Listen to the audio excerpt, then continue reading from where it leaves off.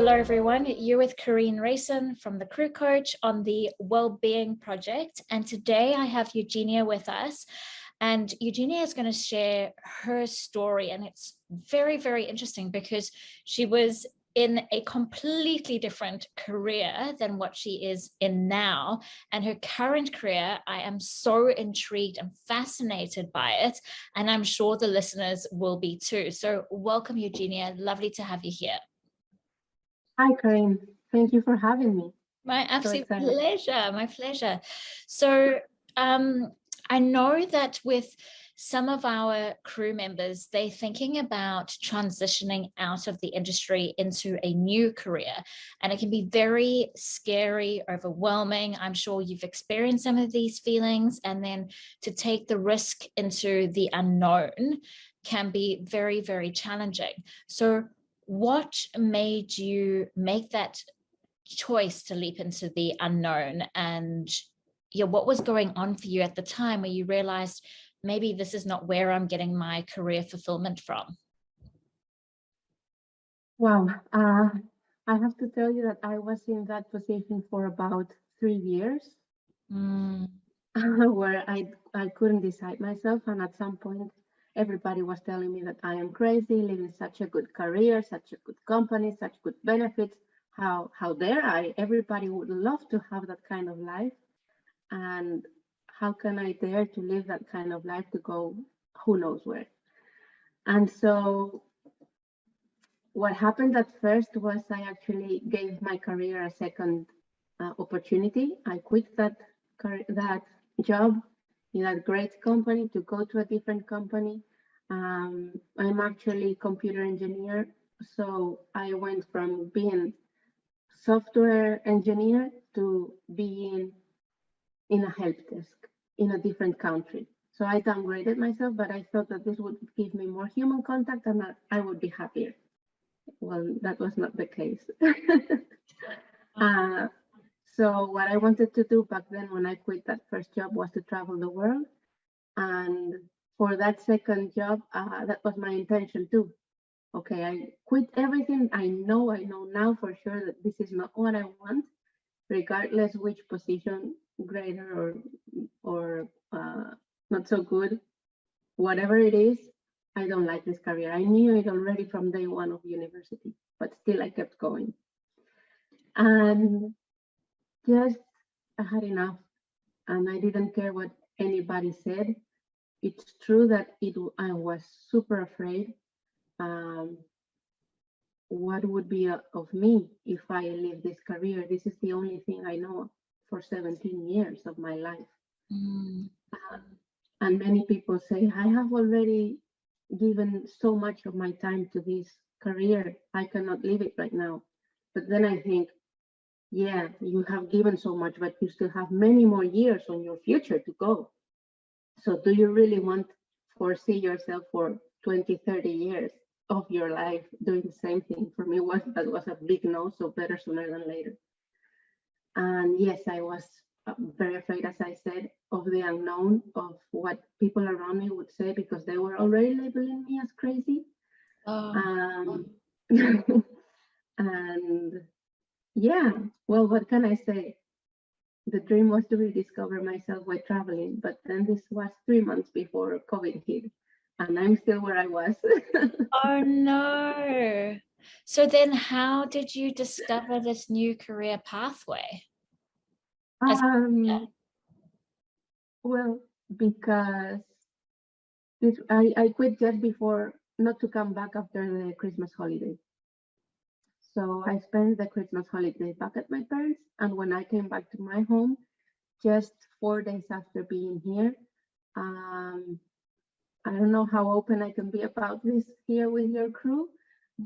Let's say spirit knocked at my door. So I really, but what I believe what happened is that I decided to step into that fear of the unknown without caring about anything, just really that first step into my soul path. And spirit came to say, hey, we're here. Wow. And mind you, I've been atheist all my life. I didn't do my first communion or anything because I didn't believe, even if I was raised, my family is Catholic. So that was a big shock for me. Really, really shock for me. I was very afraid. I couldn't sleep in 5 days. That time my partner was on vacation and I really couldn't sleep in 5 days. I was so afraid of closing my eyes.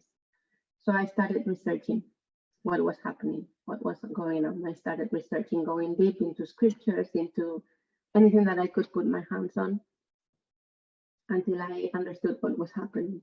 I came into neuroscience and epigenetics, and this is what I'm doing right now, basically. So neuroscience, did you study that specifically? Well, I understood what energy was. Yeah. There's nothing woo behind spirit, Uh-huh. spiritual things or witchcraft or anything like that. It's just using the energy around us, and I understood that everything is energy. Even us, material bodies, we are energy also, making that this material body. So I really needed that kind of engineering mind, needed that explanation of what was going on to really surrender into what's happening in my world, because it was really, really frightening. What was so frightening? Why are we talking about that? What was so frightening about it? Just the form in which it came, like what? I mean, because it's very unique, very different. So yeah, are you able to share that experience? Well, this one day, so as I said, my partner was on holidays, but he just went on holidays the day after this happened. Mm. So that first night, my partner is Muslim. So we were having a discussion, as many other times as we had, why I didn't believe in God. And in this instance, I took a Quran that I gave him this Christmas, just 10 days before, that it was a translation from Spanish from Spanish to Arabic. And so I took that Quran and I was hoping to open wherever and say, you will be punished, you will burn in hell if you do whatever. And instead of that, what I read first, my finger landed into he who created the planet or whatever is the Lord of the universe. So I believe in the universe. Back then I was believing in the universe. And having the universe telling me that there is a Lord of the universe, it really shocked my world. So I had to believe either there is a Lord of the universe or this was a coincidence, or I don't believe in the universe. And I chose to believe that there is a God. And then I started asking more questions to the Quran. Like, so are you telling me that Buddhists are wrong, for example? Are you telling me, I don't know, I came up with a lot of questions and all of them were answered in that way. People might say that these are all coincidence. People might say that I am making up the link between the question and the answer. But I really believe that they were full on my reply. And well, my partner thought it too. We were laughing, and I was afraid. As I tell you, like, what's going on? There's somebody here with us, a ghost, or what is it?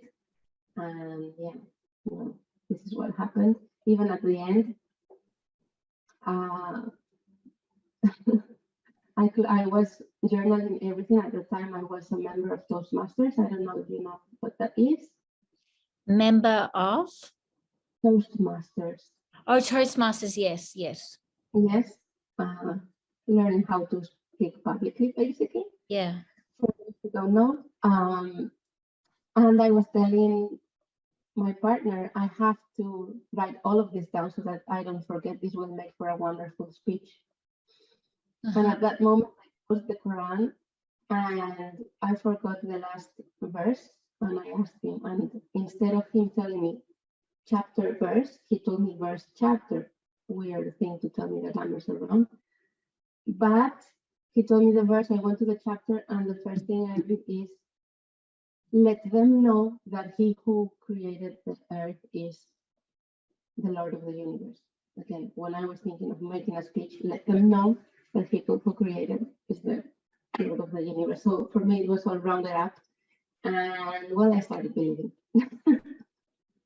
My And goodness. since then, I have this journey of learning about energy. Yeah. And this, again, I'm also a very rational person, so I needed to understand and knowing everything that is behind that, all our thoughts and our emotions are building our reality. That we are the creators of our lives, so we have that godlike feature, gift inside of us. This has been truly life-changing for me. Knowing that our thoughts and our emotions can mold, our thoughts and our emotions can change the reality that we see. Correct. Can mold what we see, can mold our reality. If we see things negatively or positively, it's not just what the self-love gurus say, right? It's just a real change.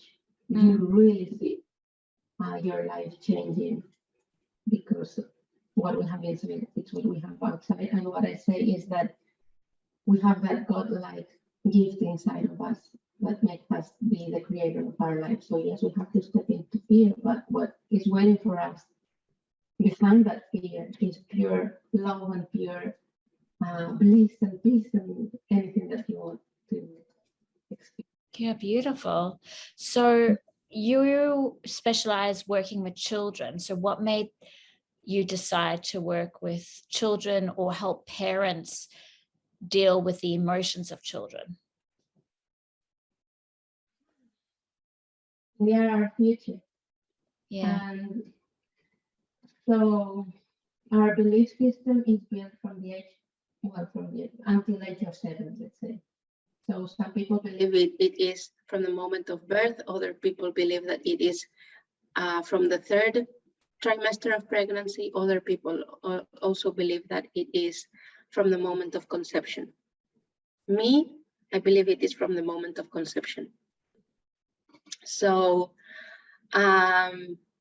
really having that awareness, bringing parents that awareness that our beliefs influence our children, and we can really mold them in a way that they will not be fearful, in a way that they will already have an empowering belief system instead of the disempowering belief system that we have. And then as adults, we have to go through healing and through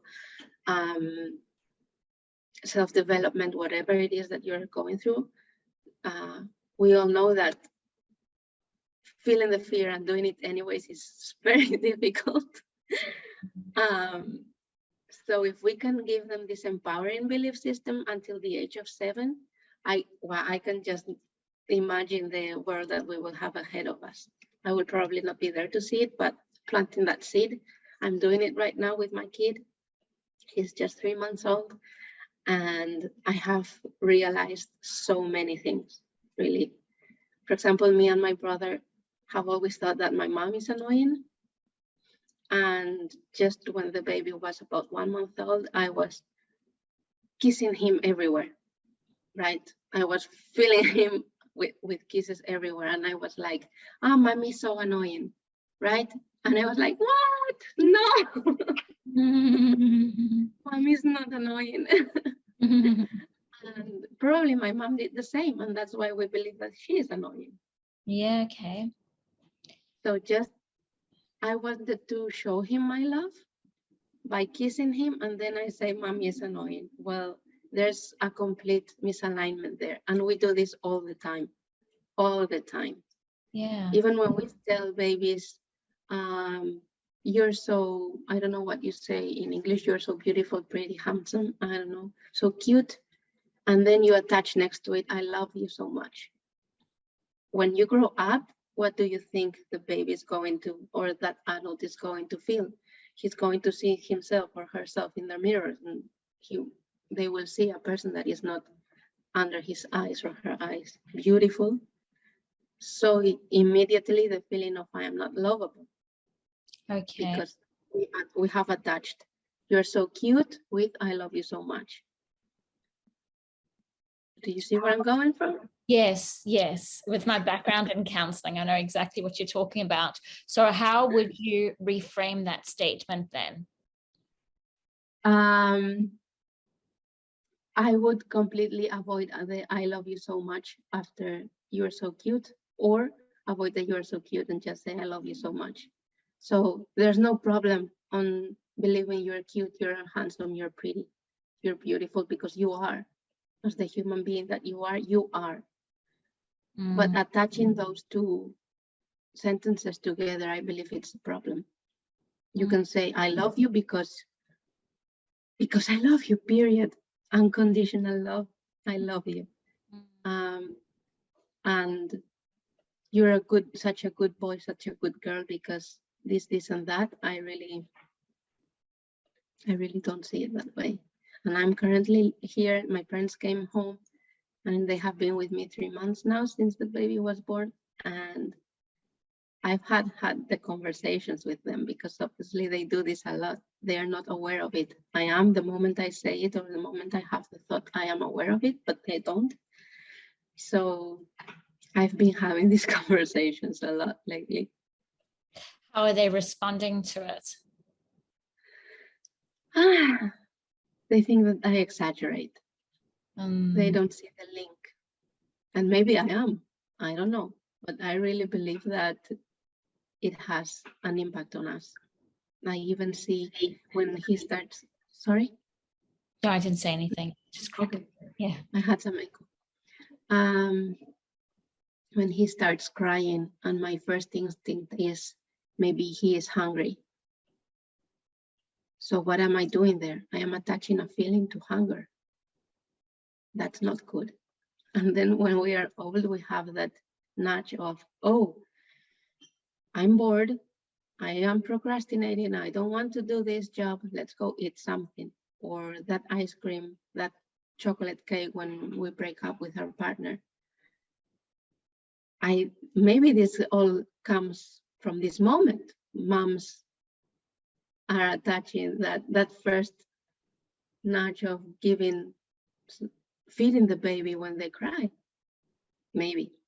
But I don't know. I have not.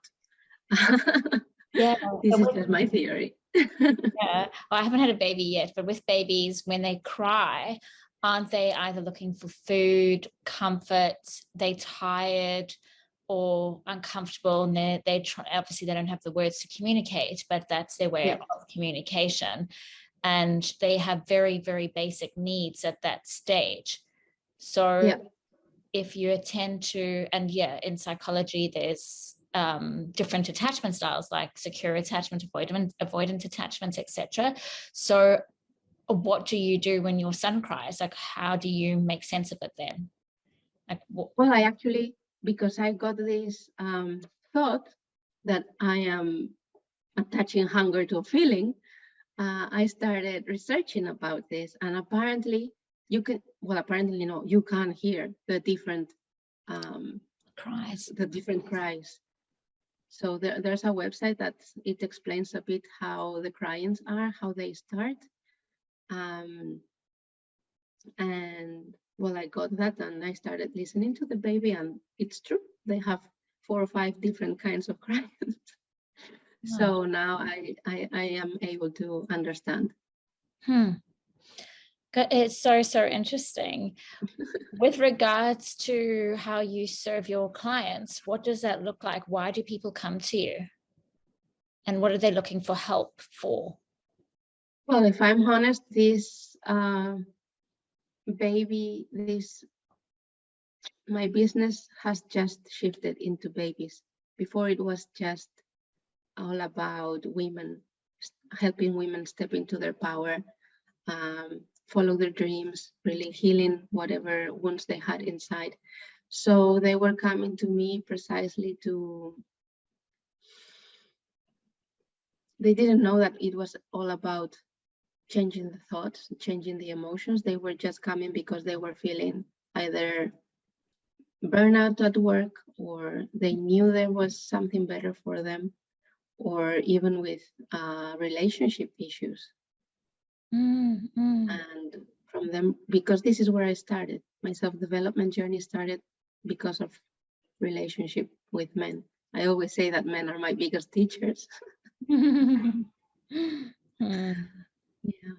Okay. So in terms of, because you've provided so much interesting information, it's a little bit overwhelming, but if someone wanted to learn more or do research, do you have any tools or books that you would recommend so that they can start reflecting on perhaps their limiting beliefs and how their thoughts are impacting how they feel and how they behave? Bruce Lipton. Bruce Lipton, he is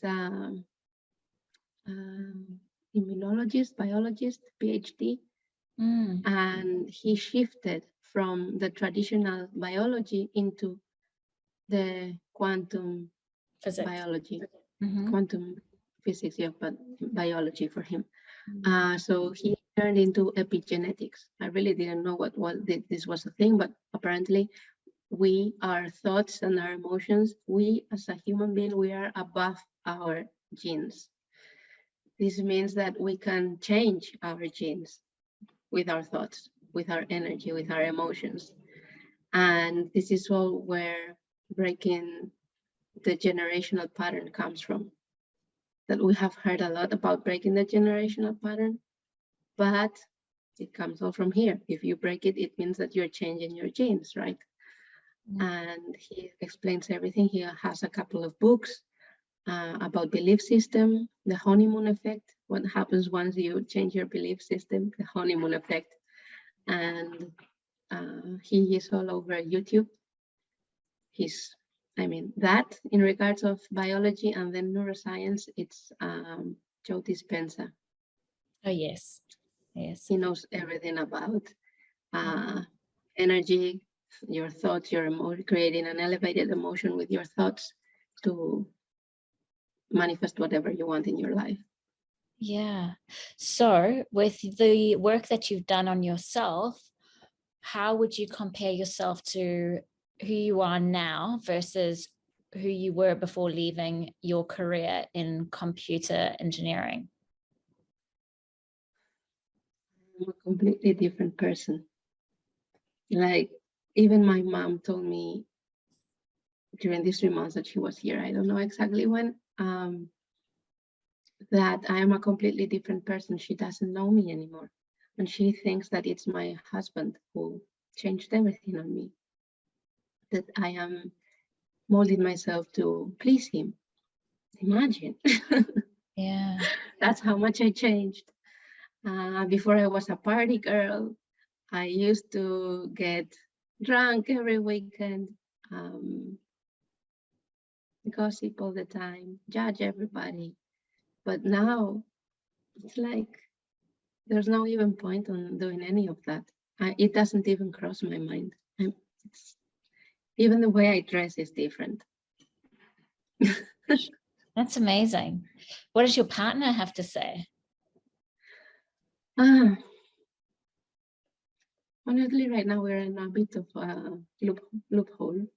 Yeah. Because I've changed so much, and now I have really found my soul path. Yeah.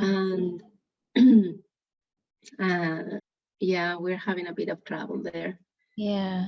Because I know that I don't want to be in this country anymore. I don't know where I want to go, but I know that I don't want to be here. So yeah. Thanks for your honesty. It's very hard to share that, especially out loud and in a public forum, but I can imagine it must be quite confronting for a loved one to see the change as well without understanding it. Yeah. Also because, as I said, he is Muslim. So our views on God, even if we both believe in God, they are completely different, right? For me, it's all about unconditional love. Like the God that I believe in, it's all about love, love, love. And for him too, but conditional. you know. So that's not what I believe in. And all the things that go behind the dressing and I don't know, there's a lot of things behind that. For example, now if we're thinking to go during Ramadan to his country, and then he tells me that he will not show any affection in public because they don't do it. So for me, that's like, wow. So you're going to change your whole personality because here it's like, you don't care. Yeah. How are you going to restrain that? I don't know. I don't know if I will be able to hold myself, or even if I want. Yeah. It's very complex cultural nuances and how that can interplay, especially when you come from contrasting backgrounds. Yeah. Very, very difficult. And in terms of our industry, they live and work together and they come from various backgrounds, different nationalities, different cultures, and to be able to coexist harmoniously is not easy until you are able to communicate and have empathy, non-judgment, as you mentioned, and understanding. Oh, but all of this comes when you understand yourself first, I believe. If I don't understand myself, how can I communicate correctly? I don't know what I have to communicate. And then there's all this problem. They don't understand me. I don't feel heard, but maybe there's something within me that needs to be heard before. Absolutely. And it's funny that you say that, because I have an advanced leadership course that's 3 months long, and it's about self-leadership.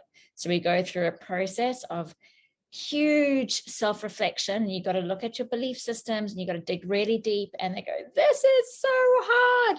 For the first week, someone told me they spent 13 hours on like answering the questions, and there weren't that many questions, but it really challenges you, because I don't think we're used to that space of introspection. But you need to understand yourself first before you can understand others. Yeah. Definitely, yes. It's the hardest thing to do. Easy to do a course and tick and flick and read a textbook, and then, you know, as you would know with all your science background, to regurgitate the practical side of things. But when you've got to synthesize and think about yourself and your own life and apply that learning, it's very, very different. Yeah. Well, I learned this also the hard way. I didn't know that I was doing a thing when I started on my self-development journey. This was 4 years ago. So in 4 years, I changed my life completely. Yeah, what can I say? I didn't know I was doing things. I just wanted to sit in introspection in nature. And back then I had another boyfriend, and he was into a PhD in positive psychology, and he was asking me all these questions. Even why is vanilla ice cream your favorite ice cream? I don't know, man. Oh my gosh. But because I had this thing in me that I don't want to disappoint my boyfriends, I was going really deep within to see, okay, let's see why I vanilla ice cream. Wow. Gosh, that's really overanalyzing. Yeah, it's so interesting, and I think so important to be aware of, whether you are a parent or parent to be. It doesn't matter. Like, we need to be aware of our own thoughts and how it can impact numerous relationships in our lives, because it does. It really, really does. So yeah, self-awareness is key. That's part of emotional intelligence. If you're not self-aware, then you're not going to grow. Yeah, I couldn't agree more to that. Definitely. And without self-awareness, I wouldn't have this partner, definitely. Yeah. And it's the same when you mentioned with regards to where you're at with your partner. We can't make, and I know you would know this, we can't make anyone change. You know, they need to be ready and willing. And it's our choice whether we want to walk alongside them or if we want to move on. Yeah. Yeah. Yeah. Oh, thank you so much for sharing your story. It was so interesting. So if people want to learn more about you, I know you've got a website in development, but I think when this interview is going to be released, it should be live. But do you have a point of contact if people want to ask you questions or any resources, anything like that? Sure. So I am the founder of the Emotional Freedom Academy. So you can just write me if you will to Eugenia, Eugenia. Well, you have it written here at theemotionalfreedomacademy.com. I also have a couple of trainings of my old business. It's still about self-development, but not geared towards children, but towards women. So if you will, there are 5 disempowering words that you can download, and 9 journaling prompts to create your dream relationship at trainings.theemotionalfreedomacademy.com. Wow, that's amazing. What fantastic resources. Thank you so much, Eugenia. Thank you. I wish you all the very for having me. No, my pleasure. Wishing you all the very best. And I'm very excited to have you in the TCC Tribe membership as well, where we're going to look at goal setting and how the mind plays a huge role in achieving your goals. So looking at beliefs, etc. Thank you. It's my pleasure.